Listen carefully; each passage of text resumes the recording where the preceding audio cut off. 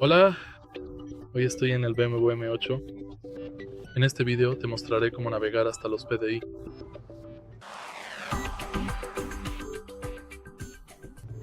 Para empezar, echemos un vistazo a la visualización en pantalla. Ir a navegación, entrar a búsqueda, apóstrofe, puntos de interés, búsqueda por categorías. Y busca tus puntos de interés, por ejemplo, gasolineras.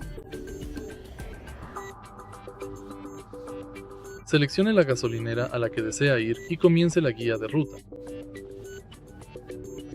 Seleccione ruta. Confirma y listo. Si este video te ha resultado útil, por favor dale like, comenta y suscríbete.